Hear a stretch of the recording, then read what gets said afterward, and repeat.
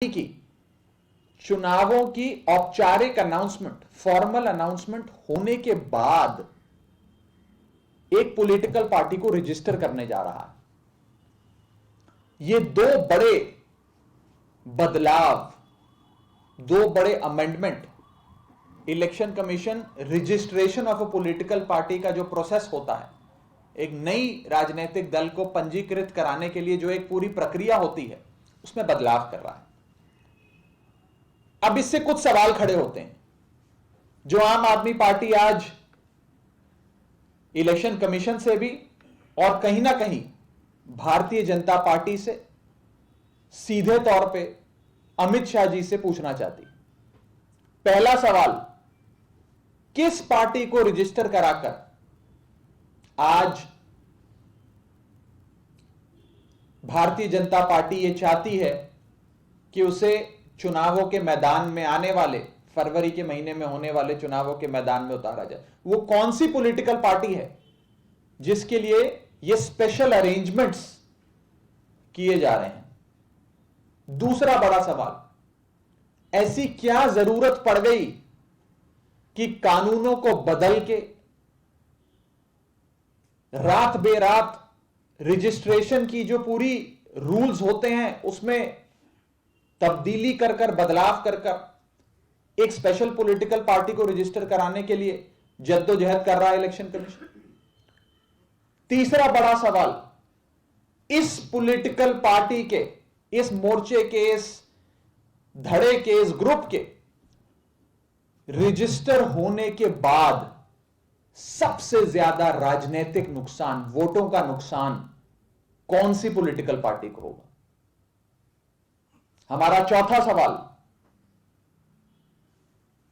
अगर ये ग्रुप, ये मोर्चा रजिस्टर होता है तो कौन सी पॉलिटिकल पार्टी को फायदा होगा? पहला सवाल तो मैंने पूछा नुकसान किसको होगा, पर वो कौन से लोग हैं, उनके क्या मंसूबे हैं, वो कौन है जो चाहते हैं कि ये पार्टी रजिस्टर हो जाए, फलानी पार्टी के वोट काटे और हमें फायदा हो जाए? तो कौन सी पार्टी को सबसे ज्यादा फायदा होगा इस मोर्चे के, इस ग्रुप के पॉलिटिकल पार्टी में रजिस्टर होने से? हमारा अगला सवाल, अगर यह पॉलिटिकल पार्टी रजिस्टर होगी तो भारत की जनता, देश की जनता उस पॉलिटिकल पार्टी से भी क्यों ना सवाल करे कि आप भारतीय जनता पार्टी के और अमित शाह से अपने रिश्ते सार्वजनिक करें।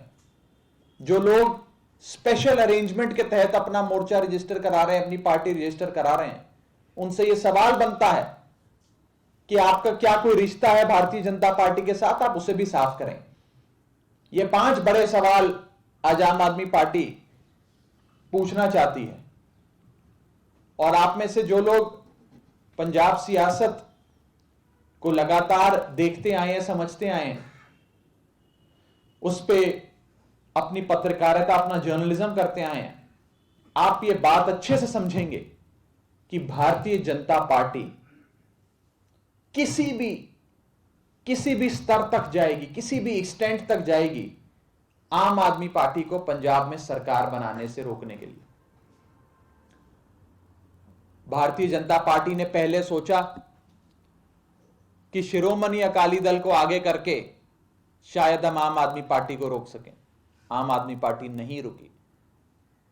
फिर भारतीय जनता पार्टी ने सोचा कि कांग्रेस पार्टी को आगे करते हैं, लेकिन कांग्रेस पार्टी भी आम आदमी पार्टी को रोक नहीं पाई। फिर भारतीय जनता पार्टी ने कैप्टन अमरिंदर के साथ मिलकर अपना एक मोर्चा तैयार किया, अपना एक ग्रुप तैयार किया, और उनका वो ग्रुप, उनकी वो अलायंस भी आम आदमी पार्टी को दूर दूर तक रोक नहीं पा रहा।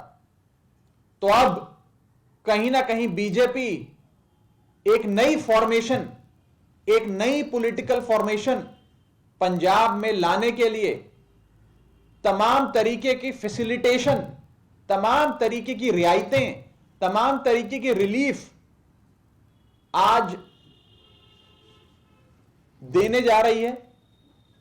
ताकि कोई पार्टी रजिस्टर हो जाए जो 1 महीने से पहले रजिस्टर नहीं हो सकती, ताकि एक पार्टी रजिस्टर हो जाए चोर जाब्ता लगने के बाद, यानी कि इलेक्शंस की अनाउंसमेंट होने के बाद। हमने भी अपनी पॉलिटिकल पार्टी को बड़े समय पहले रजिस्टर नहीं कराई थी, कुछ ही साल हुए हैं आम आदमी पार्टी को रजिस्टर हो। हमारे लिए तो बड़ा लंबा प्रोसेस था, महीने लग गए। हमने एप्लीकेशन दी, एप्लीकेशन आई, उसमें करेक्शंस थे, उसमें कुछ प्रॉब्लम्स थी, उसे दुरुस्त किया, सिग्नेचर में कुछ क्वेरीज थी, उसे दुरुस्त किया, फिर 30 डेज का नोटिस पीरियड होता है, ऑब्जेक्शन पीरियड होता है, कई हफ्ते लग गए। लेकिन अब मॉडल कोड ऑफ कंडक्ट लगने के बाद, इलेक्शन अनाउंस होने के बाद 2 बड़े बदलाव करके रजिस्ट्रेशन प्रोसेस को सिंपल किया जा रहा है, इजी किया जा रहा है, कन्वीनियंट किया जा रहा है किसी एक खास ग्रुप के लिए, एक पॉलिटिकल फॉर्मेशन के लिए। यह आम आदमी पार्टी का सीधा आरोप है। और ये 5 बड़े सवाल आज आम आदमी पार्टी पूछना चाहती है भारतीय जनता पार्टी से, इलेक्शन कमीशन से, और वो खुल के साफ तौर पे इन सवालों के जवाब हमें दें। आपका कोई सवाल हो तो आप पूछ सकते हैं।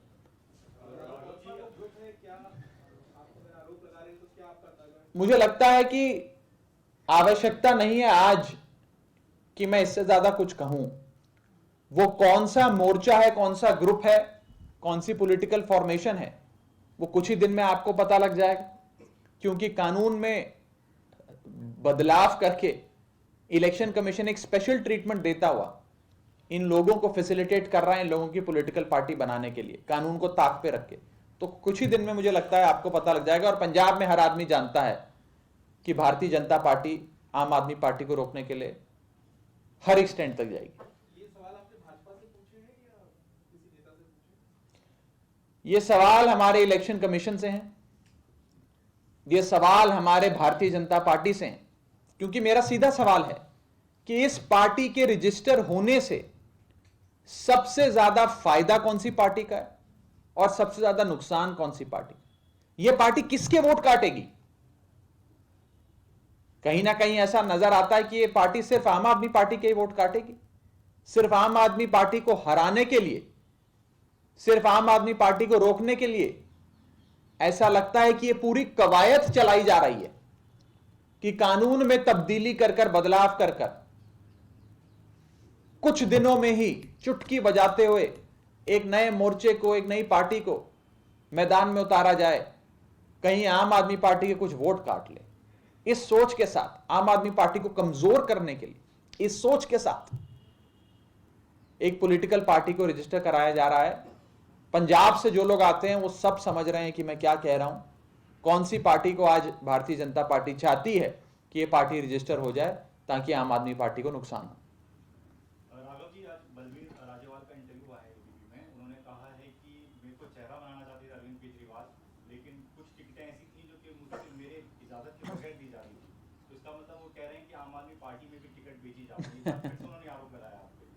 अरविंद केजरीवाल जी ने कल एक बात कही थी अपनी प्रेस वार्ता में। पहली चीज उन्होंने कही कि आम आदमी पार्टी में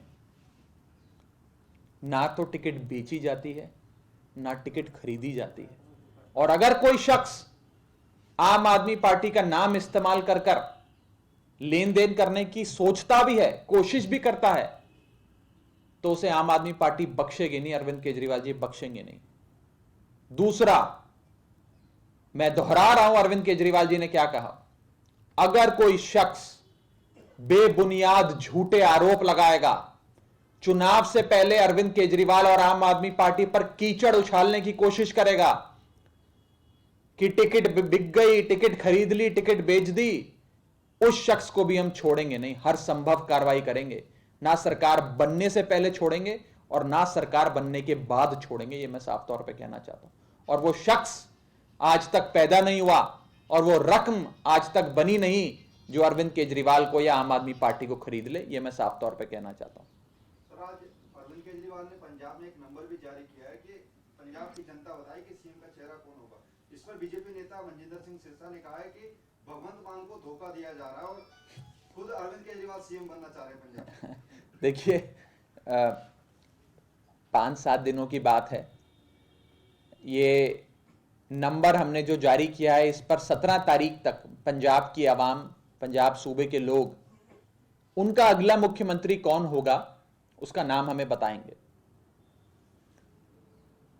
अरविंद केजरीवाल जी ने खुद साफ किया कि वो इस पूरी दौड़ से अपने आप को अलग करते हैं, कि वो दौड़ में ही नहीं है। विपक्ष के पास आज पंजाब में कोई मुद्दा नहीं है, सच्चाई ये है।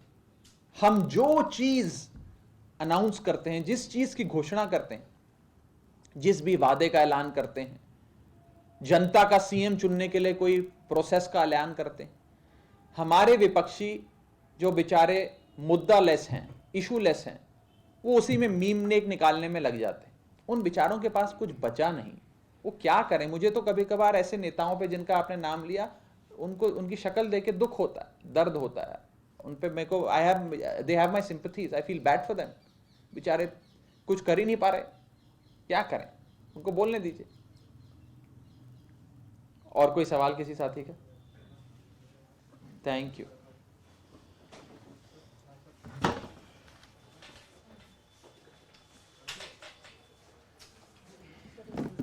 नहीं नहीं